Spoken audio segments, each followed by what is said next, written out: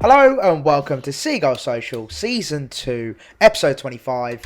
We are your boys, Maz, Ben and Ryan. And of course, it is the big show. Double header actually today, boys. Big show. We're all double header today. We're all just drained. We're all just depressed. We've got Man United obviously last night.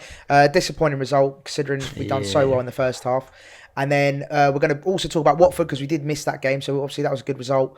And then we're going to be previewing Burnley. So an action-packed pod. Thriller. Let's kick us off. An absolute thriller. It's a thriller. It's got the hallmarks of an absolute classic. With the Man United game, of course. Very, very disappointing. A lot happened. A lot of talking points. So it's going to be an interesting one. So Ryan, mate, kick us off. Just general thoughts on the whole Brighton Man United. I don't like, to be fair, because we've been doing this for quite a while now, 73 episodes in, right? I've become a bit more immune to bite into things, and I've become quite good at going on Twitter and being okay, I can take this, I can take that. But yesterday, the Man United game, I felt like I'd gone back to 2021 again. I was just biting at everything. I was looking at it, and I was like, I'm actually triggered. Like, I'm genuinely really mad. You were a bit of me as well. I was so mad. I was so mad. My head was hot. I could tell. My head was hot. That's why I took it as banter. I was just like, I just put my phone away. Yeah. Mate, I left my mate's group chat. So my mates from school, right? We still have our chat. I left it. I said, we can have it back in a couple of days. I said, you can have it back in a couple of days. I said, I just can't be done with it. Because obviously one of them's a Man United fan. He was like, oh, thanks, Dunk. He sent a kiss. And that. They sent it twice. I was like, oh, I just can't. I just can't do it. How smug they can be after playing so shit. It's so annoying. Yesterday I was so mad. And I was just, because of how it happened, if we just lost because we got completely outplayed, and don't get me wrong, second half we pretty much were. But it's only because of that red card, which wasn't a red card, and that's what's so... it just makes you mad, because it just killed the game flat completely. Let's talk about the red card, because I've got a bit of a differing view. Like, I'm a bit more sort of a different view to you, because I know you're quite strongly it wasn't a red card, but I actually can understand why it was given. Like, I get why it was given, personally. What noise was that? Because look, I get your point completely. You're saying, like, Webster could have covered. Is that the argument Webster was covering? And also, no, the other key argument is that it wasn't clear and obvious, which means it should have gone to VAR and should have still stayed a yellow. And also that's what Potter said. You've got McTominay, you got Fred, or whoever it was. I think it was Shaw as well. All could have had Fernandez as well. All could have had second yellows easily. Of course. It just makes you want to punch a wall. I don't get the consistency in this league, honestly. I hate complaining about referees and stuff because it makes you sound so bitter and salty. But I'm sorry, that wasn't a red card on any day of the week. That's never a red. And now, if that's against us, I'm saying that's not a red card. That football lost the plot last night. I'm sorry. That was not a red, and the second goal should never have happened. That's just ridiculous as well. That's a foul for us. How do they even give it the other? I don't even understand how that works. Apart from the other fact that it's Man United. I guess it's because he handballed it. I guess if he didn't think it was a foul, McAllister kind of obstructed the ball. Maybe. And also as well, I remember the one Luke Shaw and Lamptey when Lamptey was surging through and he got it was the most cynical. It was the most cynical foul. I know he got booked for it. But that could have been a very. Shouldn't he? Sure. Yeah, and he should have got sent up as well. But okay, look, all the other refereeing decisions aside, let's just focus on the red card just quickly. Because the way I looked at it, so when I first saw it in real time, I was like, never a red card. Second, yellow card is the right decision because he obviously gave a yellow at first. I was like, I'm happy with that. That's what it should have deserved. But then once I saw the replay, Webster's positioning for me, like, let's be real, boys. Would Webster have covered back there? Like the gap from where Webster was to Elanga. Do you think he would? Alanga's trying to get up. The ball's moving away from Elanga. And they get the goal up. And Webster's already sprinting that way. I think he would have made a block. Okay. Well, look. I think. That's why it's the game of opinions, and it's great. Just personally, I don't think Webster would have covered. I don't think he would have made that ground up. That's just. But then, if we're applying the laws of 2022 to this, then if none of us can even come to a decision between us, technically, then how can it be clear and obvious for a red card? No, how does that work? Yeah, that's how does that even? If it's clear and obvious, then it's that's where the argument should be. The fact that but then that boils down then to of course, and then that boils down then to VAR. Like, is VAR broken in terms of the system? I think that's the question, isn't it? It's like, who's behind in it? They can't run it. The incompetence in this league is baffling. I mean, to be honest with you, I'm not going to go and say that we don't get it in our favour as well. Let's put it out there, because obviously I think back to Leicester and stuff, and obviously they had 2 goals disallowed, which were wrongly happened. So I'm not coming on here and just defending it when it's against us. I said the same against Leicester. I said there's no way we should have won that game in reality. Yeah, it's unfortunate. But I just don't get how that can be a red card for me. I think that, yes, he's taken him out. It's a last man... Well, it's not a last man challenge. It's a last attempt to get the ball. But there's still a man covering. So that's not a red card. It's a yellow card. He's just taken the one for the team. And that's all it is. I mean, don't get me wrong. Dunk had a bit of a mare in actually making a challenge in the first place. It's a bit clumsy, wasn't it? Yeah. And it all comes down to the second fact half, though, mate. We were literally just like so sloppy. It was just like... Yeah, we almost were so naive. The fact that United were shit in the first half. We were like, we could pass it back with ease. And obviously, Basuma got caught out for the first goal because he was a bit sloppy. And just multiple times he gave the ball away. Even like in the second half, Sanchez tried to pass the ball to Veltman, I think it was, and Ronaldo intercepted it. And fuck knows how Bruno didn't score. Good save from Sanchez, but so many mistakes. And I think you even said it right. Like we do play this way. We do play this possession style. And if you don't have the players to be able to do it, like Prime Barca were able to do it because they had the players that they wouldn't ever make mistakes because of the level that they're at. We play this style that our players obviously will make mistakes, and unfortunately it happened in abundance. Just quickly on Sanchez, I thought his distribution in the first half was great. Like I remember 2 passes he done were unreal, like pinpoint. I think one to Trossard where he had a bit of a bad touch, it was a good / bad touch, and then another one was I think it was out to Cucurella. But like his distribution first half was brilliant, and then second half his distribution. He's so hot and cold, isn't he? He's so hot and cold. That's what's frustrating. It's like just don't get what happens to him. Things. 1 minute he's all right, and he just loses his head. And maybe that's just a young thing. Maybe he's just young and he's learning and get that bit, but he just loses his head completely. He even chipped the ball over Sancho as well, didn't he? That was great and everything. Mate. That was great, but then you're putting on so much pressure. I think we just lumped the ball out. Didn't we, Webster just hoofed it. So I mean, Webster's been having a bit of a mare as well recently. I think defensively, and I don't want to sound like I'm just doing this whole Burn thing because obviously I got rinsed for it, but I still stand by it. Since we got rid of him, our defence just looks so shaky, and we can't. But we just seem to. Don't get me wrong, Dunk's been out for a long time, and obviously he's come back in, and he's not been the same player, and that was probably inevitable. But obviously now we've got Dunk out again. We've got to try and rearrange again, and it's just I'm fear for us. I've got to be honest, because with we're pushing this European thing, and it's not even unreasonable at the minute. But now we seem to lose Burn at such a key time. We don't normally sell our players in January. It does really. I feel like it's really sort of shaken us a little bit, especially 100%. I think it's that stability, isn't it? It's that we knew so when Dunkey was out, obviously injured, we knew that Webster, Burn. Usually Veltman was it? Veltman, But then we knew that we had that 3 sort of core base, whereas now Dunkey's come back and it sort of not disrupted it, but we're getting used to having him back. I suppose that's the it's there. So that's the trouble. We've lost that big bit of depth, and people will say, "Oh yeah, we'll be fine," and I'm sure we will be fine. But it's more just the fact that we haven't got that sort of safety buffer that we had before, and I feel like that's what we're probably. We just seem a bit panicky. Every time we get on the ball at the back now, we seem really panicky. And it's not like us because we've got so many great footballers in our side now. Everyone can play football. That's not probably something that we could have done in the first couple of seasons in the Prem. Everyone on the ball now is very, very good on the ball. But now we've lost Burn, it's a bit like, oh God, okay, if we lose Dunk like we have done again, we're a bit like, so who comes in now? And Webster. Who comes in now for Dunk? I don't know. I don't actually know. Roberts, maybe Roberts. I feel like he doesn't. Yeah, but he doesn't. It feels like he doesn't trust Roberts because there's been times where Dunk's been out and Roberts hasn't stepped up. So it's like, well, do you trust him? Do you not? Like, Ben, I want to see Van Heck. I want to see Van Heck because I like him. I watched the Blackburn game the other day. He looked really good again. I like him. I think he looks really good. And I don't know about Ostergaard. I don't know what's happened to him. He seems to have disappeared. He went to Italy, didn't he? I can't tell you anything. He scored his debut, didn't he? For Genoa.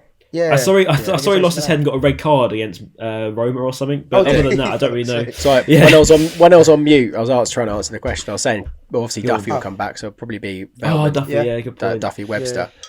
But then maybe Hayden Roberts on the bench. On Dunk, before I forget, because I didn't write it down, loads of people on Twitter last night were saying Dunk's finished, and these are Brighton fans, by the way. Well, it was one fan, and then everyone quoted. There was quite a few. There was quite a few. People were tweeting, but some people were like, "Oh, Dunk's finished, changed my mind, shit like that. You can't change my mind." But I think that's just their trolling. They're trolling. They're obviously trolling. I don't know, mate. I honestly don't know. I don't know either. No, because they were replying being like, honestly, he's washed. No, I think they are, mate. You can't be. Listen. He's been out for X amount of games. He's coming back. He's still. He's getting the feel of that. Like, just stop being reactionary. Stop being fucking fickle. That's the trouble. Keep your head. Football's so reactionary. We literally beat Watford convincingly. Played them off the park on Saturday.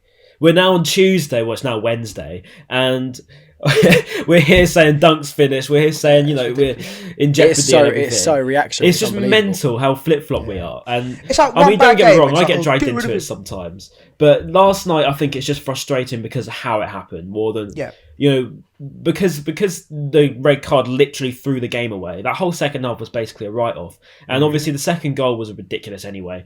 And I think it was just the way it happened. It just makes you angry, doesn't it? More than anything else. On top of that, constantly having to go back down to your laptop to refresh his goal every single fucking 10 minutes, just to stream back up. Whilst people in the background being like, Ben, sort it out. It's so fucking just quickly before we move on to the second half a bit more, just quickly, we got to talk about the incredible save from De Gea from Yakamoto. The header. Mate, it was I was watching it, and the header, the cross comes in, great header from Moda. To be fair, terrible defender from United. Like, the defending from them was shambles. They weren't even marking him. No one knew what was going on. And then, free header from Yakamoto, and the save from De Gea was top class. Like, he's had his little troubles. Was it last season? He was pretty poor, but then this season he's been incredible. Moda's been really good today. Last night. I want to give credit to Moda because I think him and Cucurella, I think were the two shining lights. Maybe Lamptey as well. They're probably the shining lights of the team if we're going to be positive. Because I thought Moda was so unlucky yesterday. Obviously, that great save from De Gea. He hit the crossbar as well from 25 yards out. Crossbar, yeah. He just I just feel sorry for him because he's been really good, and he was really positive as well in the first. I think it was like the first 5 to 10 minutes. He burst through and had a chance as well. So I like Moda at the minute. He's right on it at the moment as well.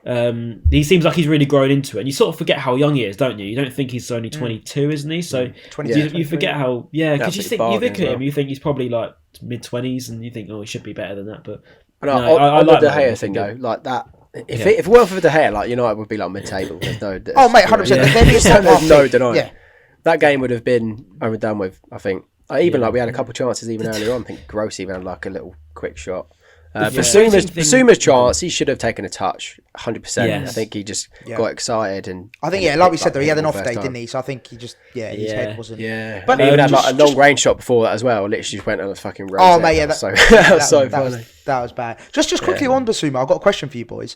So we always refer to Twitter, but I saw a few people as well saying that he's down tools and his head's not in it. Do you agree with those statements? I don't know. He's had one bad game. Like literally a couple of weeks. This is what I thought. This was my thinking. I was like, apparently he ran straight down the tunnel though. Apparently. Yeah. Oh, did he? Okay, that's pretty bad. I think that might have been where it came. The thing is, right, with Bissouma, and I can sort of say what I want now. So, I just feel like with him, I'm still not fully comfortable with it all, if I'm honest. And if he does go in the summer, like, so be it. I'm not. I think he's a fantastic player. He's genuinely one of the best players I've ever seen play for us. Yeah. But yeah, he's obviously got a bit of an arrogance to him, hasn't he? He wouldn't be in the news like he is if it wasn't for some sort of arrogance somewhere down the line. So I don't think he's going to be the nicest bloke in the world. But at the same time, he's a fantastic footballer. So. I don't know. I wouldn't be too mad about losing him in the summer with you. I'm completely ready for it. I think it's destined I'm ready to for happen. it. Yeah, it's inevitable. It's inevitable, and also as well, just what you said about Ryan, like the sort of like he's had one bad game. It's true. It's like against Spurs, he was the best player on the pitch for me at Spurs. Watford, he had a pretty decent game. Obviously, when he came on. When he came on, we can start controlling the game again. Exactly, we controlled the game. And then, obviously, yesterday, he was poor. I thought first half he wasn't. I was saying to Ben off air, I thought he was okay in the first half. Like he was one of the people pressing, winning the ball, etc. But then in the second half, he just sort of capitulated in his form. United actually started to actually press us, which was obviously I think that didn't help. We had 10 men after the thing is, right, with United is they've got world-class attackers, so that was always going to be the biggest problem. Like, obviously they've got Cristiano Ronaldo, they've got Jadon Sancho, they've got Bruno Fernandes coming forward at you. So if you give the ball away and do a stupid mistake, you're going to get punished. I mean, you give the ball to Ronaldo like we did, he's going to score. He's Ronaldo. He's one of the best players, if not the best player of all time. You know, we're playing against Ronaldo. That's mad in itself. So to give the ball away like that, like we were. Even in the first 10 minutes, we gave the ball away, didn't we? Webster gave the ball away. Sancho threw, Ronaldo threw a goal, passed to Sancho, and luckily Sancho saved it. Sancho should have passed that as well. Sorry, and I was just going to say, was it in the first 3-4 minutes when Sancho was through and he should have basically pulled it back? He should have passed that. He should have passed that. Yeah. But since Webster, we were bigging him up. Remember, it was a couple of weeks ago we were saying, Webster for England, and there was all talk of him being called up and everything. Since then, he's got his form's gone like this. It's completely plummeted. He's been so bad recently. Yeah, I really don't know what's happened to Webster. Don't get me wrong; he scored against Watford. He had a reasonably good game against Watford. He has a decent game, but he still looks really dodgy on the ball, and that's not like Webster. He's like Webster in 2019 when we first signed him, and I don't know what's happened to him. What's going on? Maybe it's, I don't know, losing Duncan Byrne. Maybe it's a bit of a shock to him. He had to adapt on his own. I don't know, but he just seems like he's a bit mishmash for me. Although I must admit, I think Veltman's been pretty tidy of late. I think he's been another one that keeps going under the radar. He's just very solid, isn't he, Joel Veltman? I quite like him. Yeah, 900 grand. You can't really go wrong with him, can you? No, 100%. Well, listen, it was a tale of two halves, wasn't it? First half, I thought we were brilliant, fantastic. Obviously, the red card just changed. I thought the fucking game was in the bag. mate, same. I thought, I went into the game confident. I went into the game thinking, right, we're going to win at Old Trafford today. Yeah, we're going to win. First time. We've never won in Manchester, I believe. That's a stat. I think we never won in Manchester. Really? Yeah, like against Man City and Man United. So, going into it, I thought we were going to break the voodoo, break the curse, but it wasn't to be. Obviously, that's right. We still got the Etihad coming up. That'd be good. Yeah, that could be empty. Mate, they looked incredible last night, so I'm not looking forward to that. I saw it was 5-0 on it. They actually flames.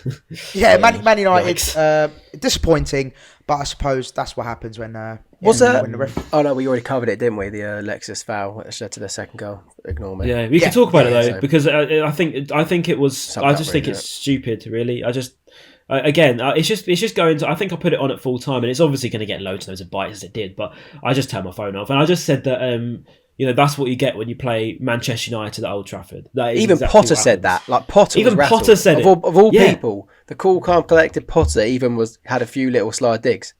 Yeah, because it's just a joke, isn't it? It is actually a joke. I mean, if you don't believe top six bias exists, watch that 90 minutes again, please, and tell me it doesn't, because you would lie. If you think it's particularly that second half, if you can't tell me that top six bias doesn't exist, you are in dreamland, or you just don't have a clue what you're talking about. One of the two, you pick, because that was top six bias. I agree with that statement 100%, and there definitely is a bias against sort of like the lower teams, so to speak, or the ones outside the top six. However, one thing I have to say is I don't think we lost that game due to the referee. I think you look at the first goal, Basuma gave it away. I do. You look at the red card, Donkey made a silly challenge. Like, for me, don't get me wrong, the referee influenced the game, of course, there's no denying that.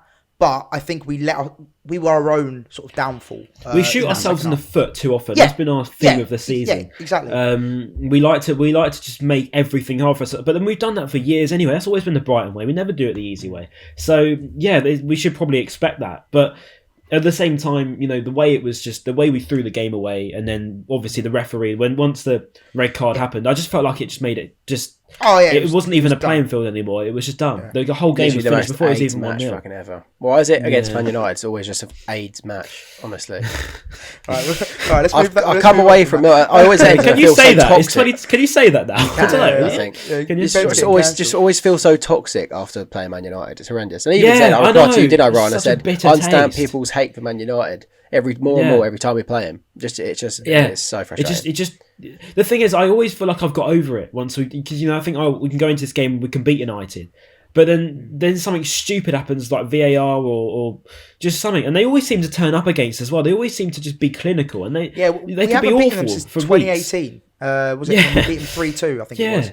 They just turn into like prime Barca whenever they play us. They just seem to be so clinical. And I'm pretty sure I read before that United were struggling in front of goal. They were struggling for confidence. They threw the most games away. Yeah, how many games did Ronaldo go without scoring, and then he has to get his break his duck against us? Yeah, and he just does everything. And also as well, actually, he should have got 2. Do you remember the header as well? Pretty much the free header. Yeah. He put wide, so he should have. That was Webster as well. That was Webster as well. Yeah, he missed the thing. But yeah. So look, to sum up, it was a very frustrating evening to watch. Especially, I said to you, Ryan, I felt like turning it off at about 70 minutes because I was just like, what's the point? Like, we're down to 10 men. I wouldn't turn it off. I watched it to the end. But like, also actually, before I forget, Danny Welbeck's header.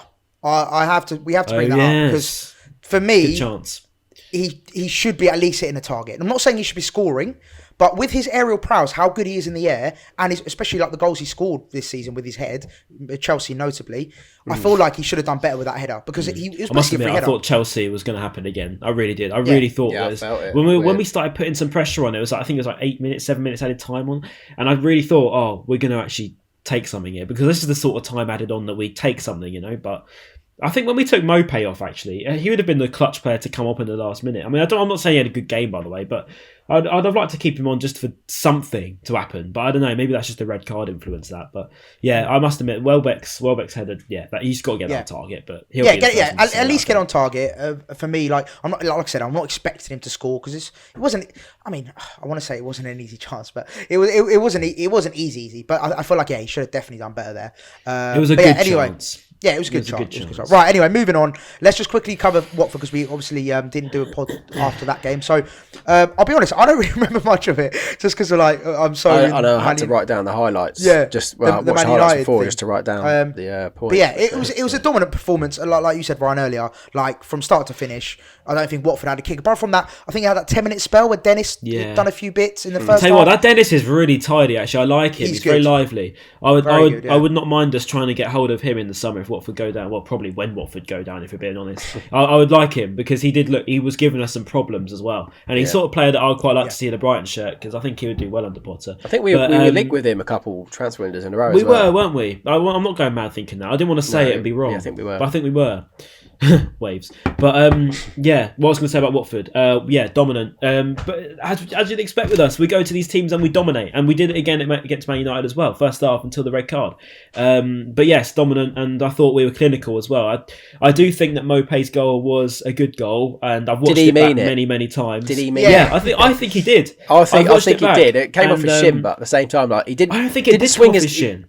You sure? But he didn't come off his shin. No, it didn't come off his shin. It came off his foot, and that's why I was like, he's meant that. Because at first he looks like properly swing his legs at it. Like some people would volley it and just proper put as much power through it, but he obviously did. It looked like he just tried to loop it over, and I think that was just a very, very good finish because Maupay. We should know this by now. Maupay doesn't score the easy goals. He's a worldie merchant, and that's what I think he did against Watford. I think it was more of a worldie moment than a bit of a scrappy one because Maupay doesn't score scrappy ones. But yes, very good game. I thought we were just fantastic to start to finish. And that's what I want to see us do against Burnley. Before we go, I'm not going to go into Burnley, but that's what I want to see us do. I want to see us go there and take them to the sword because we need to bounce back off United now. And we've proven we can go to Watford who are struggling and look like we're the better team because that's what I've been wanting to see from us for such a long time. We did against United. The dominant team.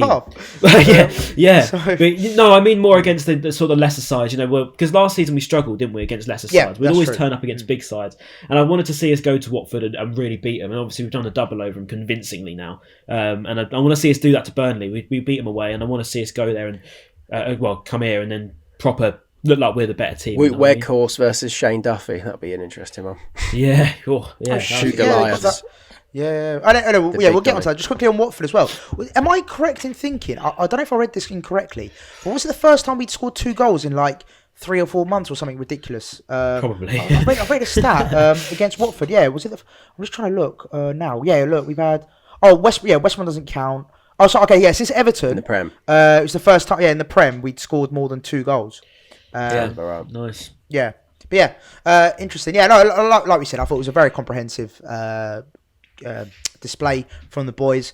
And yeah, we rarely looked threatened, really. Like I said, Dennis had that sort of 10-minute spurt. I don't know, Ismail Assar had an effort as well. That was saved. Their first shot on target was in like the 88th minute for them, wasn't it? Or something like that.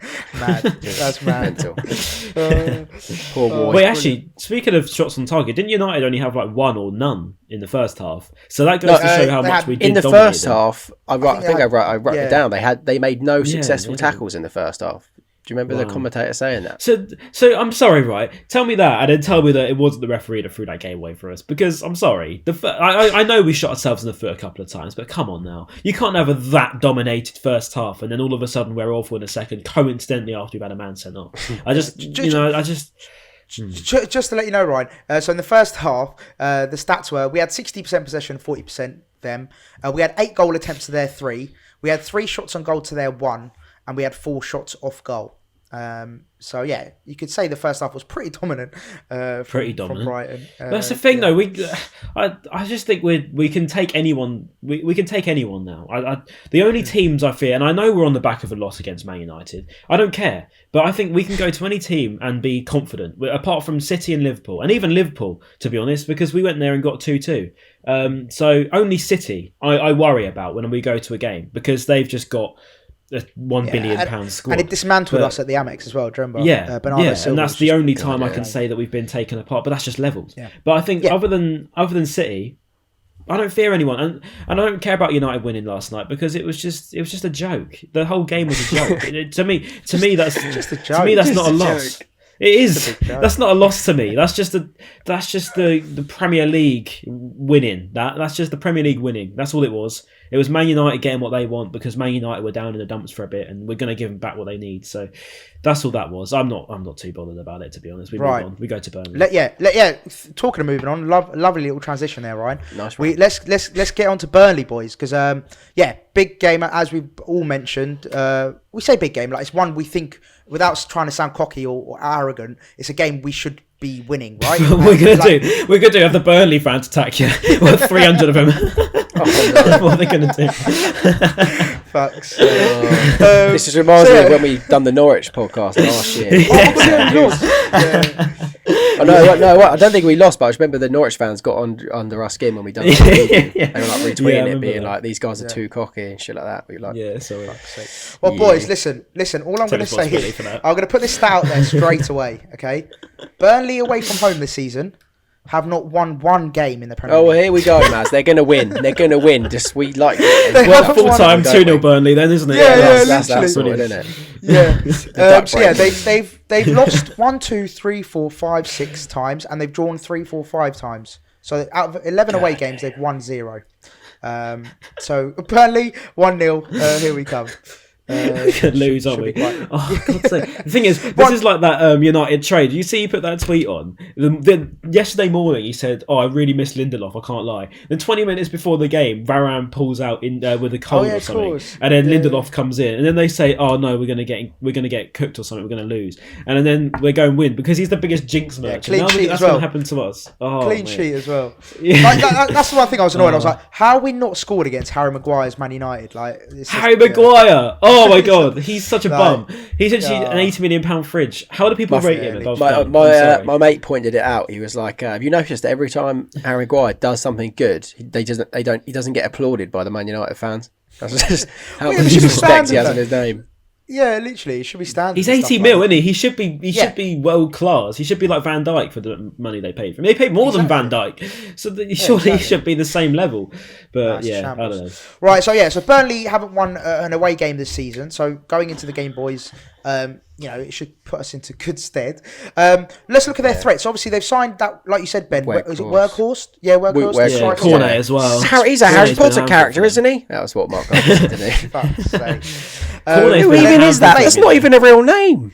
Maxwell Cornet as well. Cornet, obviously, he's been very good for them this season. He's been class. And he's back from the AFCON as well. So I think he should be playing, I believe. They've got a few threats going forward, and defensively they're always solid, aren't they? Burnley are always solid defensively. They've got Ben Mee, Tarkowski. The thing is, I genuinely like. I hate playing Burnley probably more than any team because genuinely, without Sean Dyche, they are literally a pub side at best. So that's what makes it so frustrating, because you play against them, they're so physical, they're so old-fashioned, they're so boring. And that always... It's true. It's true. And they'll always that's win. The quote, isn't it? That's the quote. Pub side at best. That's incredible. Without Sean Dyche. Well, but the thing is, because I rate Sean Dyche, don't get me wrong, I take my hat off to him. He does a great job considering what he's got. He's got $1 million to spend every season and somehow does all right. His resources are limited, apart from VARchester. So, the VARchester, by the way, what a Burnley signing that is, to bring in a proper... I won't interrupt you there, Ryan. I really like him. I've watched him the past I like him as well. Against Liverpool, he threatened them. And by the way, they only lost 1-0 against Liverpool at home.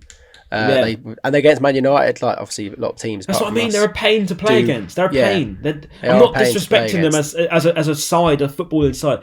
I think they're boring. I think that their style of play is awful, but it gets results. And that's what's so frustrating about playing them. They did move the ball around quite nicely against Man United, and I think they scored one team goal, didn't they? Who was that against? I can't remember. That was against United, when Weghorst put Rodriguez through and he dinked it over or something. That was it. Yeah, that was a good goal. They've played some decent little bits of football since Weghorst has come in, and he does look like a decent player. My point still stands though, boys. They've only won one game all season. They're worse than Norwich. They've lost 3. Norwich have got 3 more wins than Burnley have. They've got 1 win all season. To be fair to Norwich, right? I respect Dean Smith for this, because he's proper turned them around. He's actually got to playing football, and I rate that. And I'm not saying Dean Smith's a tactician, but he's done well at Norwich. But yes, I think it's going to be a tough game. It will not be easy, because playing against Burnley. I'm not saying it will be. Yeah, but playing against Burnley and Tarkowski is a pain. Yeah, the fact they've got the 1 league win all season. And also, what I'm so baffled about, right? So they've had 11 draws, which I believe is the joint highest alongside with Southampton. Sorry, we're top of that league. Yeah, we got 12 draws. we got 12 draws, and then Southampton and Crystal Palace alongside Burnley have got 11. So they've got 14 points, and only 3 points off Norwich, which to me, like, to win 1 game all season is still, be close. Well, it's to like us, relegation. like when we went through that spell of like getting like 12 draws in a row or whatever it was. True. With like a couple, I don't know. Like you do just gradually work your way up the table. It's not like 3 points and you kind of make a nice jump. Yeah, so true. Draws do get you up the table a bit. But I can't lie. I know you keep saying that they've only had 1 win, Maz, but I'm looking at it the different way. I'm thinking that they're going to get their next win against us. Like, I just feel it. It's the way we always break people's ducks like that. I don't know. Yeah, they're going to be banging up for it. I must admit, there is a big sense of doubt in my mind about this game. Like, I'm really trying to ignore it, because I'm trying to think, like, let's just be positive, because we still have no reason to be negative at all. There's no reason to be negative as a Brighton fan at the minute. We play such nice football, and I said a tweet, actually, I think it was in the first half. I said, no matter what the result today, Graham Potter has us playing some proper football. We pass the ball around properly. We play very nicely, and if it wasn't for that red card, I still believe we would have gone on and at least got a point last night. 100%. So I still have no reason to be negative, because last night we threw the game away to his referee. So going into Burnley, I'm thinking, yes, it's going to be tough. Yes, Burnley are hard to play against, but we did it away. And they went 1-0 up then. And that's when we said, we're turning the fortunes, remember? And we said, we can turn around into a 2-1 win. So I'm thinking, we go to Burnley, it's going to be scrappy, but I think it's going to be a 1-0 win. I think it's going to be very, very narrow, but I think we'll do it. I'm with Ryan on this. So my personal standpoint is, like, against Man United, better the team first half. And also, just talking about the starting 11, if we go with the same starting 11 against Man United, with putting Lamptey in, just with the exception of Lamptey coming in, I think that is our strongest 11. Actually. Yeah, I think that's the strongest. That's our strongest 11. And if that starting 11 starts against Burnley, in my opinion, if they all play up to how they can play, that should be a straightforward win. However, I know for how football works and how Brighton works, that's not always the way. But I just feel like, the way we're playing at the moment, second half Man United side, and the starting 11, now that everyone's fit again, like Trossard's back, McAllister's back, we've got, obviously I know we're going to be missing Dunk, but hopefully whoever deputises can play well. I think that starting 11 is more than strong enough to beat this Burnley side. But it's not always that straightforward. But I'm going to also go with a 1-0 win as well. That's my prediction. Ben? Do you? Mr. Negatives. You're going 2-1, aren't you? I can tell. 2-1 Burnley you're going for. I was thinking about 94th minute. But I don't know. I'm going to go for a 0-0. Will Burnley score 2 goals, Ben? That's my question. I don't think either team will score. I think it'll be 0-0. Okay, interesting. Yeah, I'm not. See, I must admit, I can see where you're coming from, because last night there was big glimpses of last season in our performance. I thought we were playing really well, but we're still missing chances. So I can sort of see what you're saying. I do have like that. There is a big part of me that's got that big grey cloud there, but I'm trying to ignore it because I think defensively there's no really reason to be negative. From what I saw on the highlights. So, and I think the same. Yeah, apparently they dominated it. Again, I didn't watch it, but I heard that in the first half they dominated Liverpool. Apparently, they were really unlucky to go 1-0 down.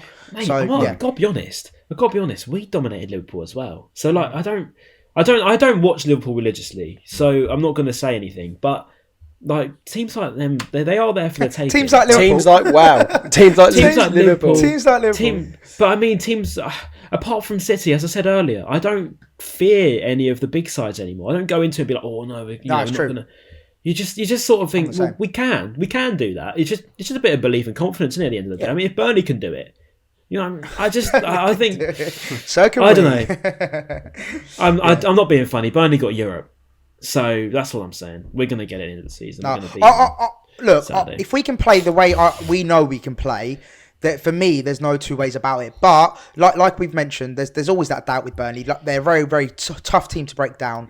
Under Sean Dyche, like you said, Ryan, he's a great manager and he gets the best out of them. Like playing the system he does. Results. So, look, I'm not saying we're going to go in there and absolutely batter them. They're shit, all that kind of stuff. I'm not saying that. But if we play like we know we can, I think we should win that game. But yeah, it remains to be seen. We shall see. I think if you're going to be really like strict and sort of cutting all of the rubbish out, you got to just be like, look. I think Graham Potter will be saying the same, boys. Look, we've obviously had a disappointing night at Manchester United, but we want to get Europe this season. Fans are low key expecting it. So we sort of. I know Graham Potter says low key in his yeah. He says that. But Graham Potter, I think, wants it too, without wanting to say he does, because he obviously plays it down all the time in the media. Yeah, but I feel like it's in the blood at the minute. People want that. So I think we go into Burnley, they're going to be thinking, right, we need to win this game. We have to win this game because they're below us in the table, and that's how we'll probably look at it. We have to win. Simple as that. And we went to Watford, and that's why I've got a bit of confidence, because I'm thinking we went to Watford, we had to win, we did win. And that's not something we would do last season. So we go to Burnley, I think that's going to be the thing. We've got to win that game because they're worse than us. So that's the way I look at it. Well, we need to bring the noise to the Amex for that one, because home game against Burnley. So we need first 3 p.m. That's our first 3 p.m. kickoff of God knows how long at the Amex, by the way, as well. Oh my god, yeah. So it's been months. I think it's the first one since Everton. We haven't got one till February. Do you remember we said that? We haven't got one till February. Was that Everton? I think. Yeah. Was that our last 3 p.m. home game? I think so, yeah. Because obviously Man United last night was meant to be at 3 p.m, do you remember? And it got rescheduled. Yeah. So hence why it wasn't on TV. Fair play, by the way, fair play to the fans that travelled up. 8:15 kickoff. I saw people didn't get home until like 4 a.m, 5 a.m. on the coaches and shit like that. Like, that is horrendous. That's mad. Fair play for travelling. Fair. Right, before I forget, another quick point. Neil Maupay may be changing his nationality to Argentina. Oh yeah, I saw this. This is an Vamos Maupay. That'd be sick. Well, I saw. Big up Jack Albion? I saw him tweet going, "Well, if Franco De Santo did it, why can't Neil Maupay do it?" Which is a fair point, to be honest. Which is a fair point. That would be good for him to get some different experience as well. Yeah, man. Even if he doesn't get in the squad, if he can just be in and around it, it'd be good for him. Because look what he did for Trossard. I mean, when he went to Belgium, he seemed to pick up a lot of little things that he probably wouldn't have done before. So even if he just gets a call up and doesn't make the 11, it was probably still doing well to just have that experience behind him. I've been away. I'm just trying to think about who they got. They got Lautaro Martinez. They got Darwin Núñez, don't they? Darwin Núñez. No, he's Uruguayan. Oh no, he's Uruguayan. My bad. Who else they got? Anyway, I think there's a lot of competition in those forward positions for Argentina. So it'll be very, very tough for him to get in, to be honest. Like, I don't know. Do you reckon he's got more chance of getting in the French squad than he has in the Argentinian? Well, they've got Dybala. So yeah, probably Dybala. Oh my god. Argentina, they got Julian Alvarez is obviously the upcoming youngster. Angel Correa, Nicolas Gonzalez, who we were meant to sign. Lucas Ocampos, Pablo Dybala, Taro Martinez. Cardi. I don't know if he gets picked. And he thinks he's going to get in that team. I think that's going to be a tough one, isn't it? Don't get me wrong. I love Neil. He's my favourite player, but come on. Yeah, of course. If Alexis can put in a good word for him, then who knows? But we'll see. Yeah, you never know. Yeah, true. Interesting. But what was your question, Ben? Sorry, on this. What was the question? What do we think? I mean, look, like Ryan said. I think what Ryan said, just to echo what Ryan said, I think it'd be great if he could get in and amongst it, to pick up that international experience. But just to be a realist, I just don't see it happening. I don't think Argentina will approach him. And as a Frenchman, would you want to go play for Argentina? That would be my thing. I'm pretty sure he's a proper Frenchman. So would you want to? Well, his mum's Argentinian, so he's obviously grown up around the. Yeah, so he's obviously got Argentinian vibes from his madre, so potentially. A bit like Brighton Diaz. Yeah, going from England to Chile. Anything can happen, lads. Anything can happen. But that's just my view on it. Right? Yeah, I mean, you look at Brighton Diaz, I can't bring myself to call him Diaz, unironically. When he went to Chile, he's dramatically improved. So it's obviously... So it's obviously a thing when these players go to internationals, they improve a lot. I mean... As I said with Trossard earlier, he went to Belgium and become almost a different player. He adapted his game completely. If you look at the players that he was playing with and training with, it's insane. Yeah. So it can only be beneficial for him. Even if he's not getting, imagine he's surrounded by lots of Messi and Dybala, etc. I mean, the things he's going to pick up is going to be insane, even if he's not playing. So, if he's obviously his mum's Argentinian, there's no reason why he can't change. So. Yeah, if he does get called up, that'd be great, because even if he doesn't play, it'd be great for him to just get to, experience something a bit different, just to Brighton and Brentford, which would be quite nice for him. Yeah, exciting times. 100%, 100%. Right, boys, let's wrap this one up then. Comments down below. What we got this week? What we fancying this week? We're after shambles now. What did Brian say earlier? Peter Wanks.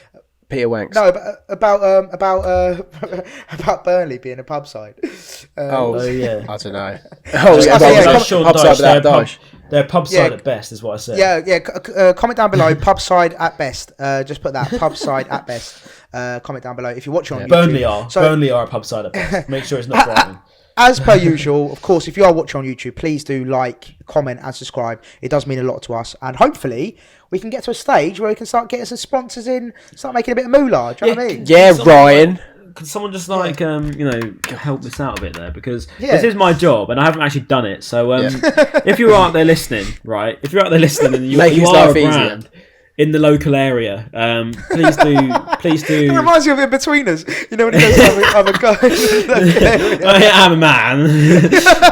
Can we talk about what we got approached about potentially doing that thing?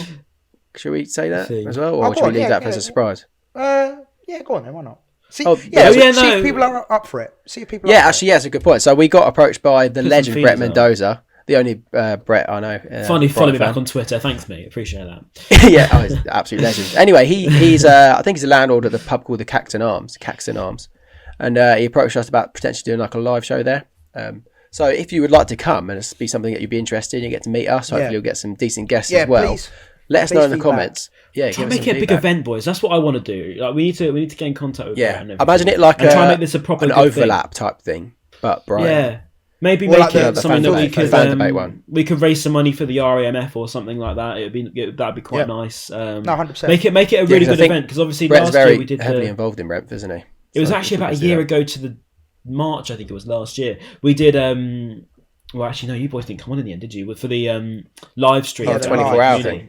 So it'd be nice to do something a bit like that. Maybe we can try and rekindle that. That'd be quite nice. And I'm thinking out loud here, but it'd be cool. But no, 100%. Yeah. So basically, feedback either in the comments or Instagram, Twitter, whatever it might be. Just let us know if you would be up for that. It would be just good to know, like numbers wise, how many people would be interested and would turn up. To be honest, but we'd love to do it. I think it'll be a sick idea. So let us know. And then, of course, you get to see who we can do a height test as well between Matt and Ryan live to see who's taller. Well, that's fine by me, because I know Ryan I'm not wins small. That one. So sorry. Yeah. Ryan wins. I know that actually behind the scenes and behind off camera, I'm with Air Force. I'm on 5'10", so that's all right. So Air Forces. I'm 5'6" on a good day. So right. Anyway, boys, let's wrap it up. And of course, also, if you're streaming it on Apple and Spotify, keep doing it because you can watch it on Spotify as well. I did that last time. It's cool.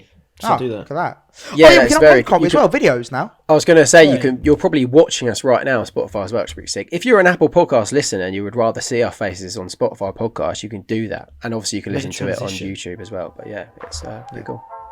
Right, there you go, boys. Cool. Absolute pleasure. See you next time. Peace, man.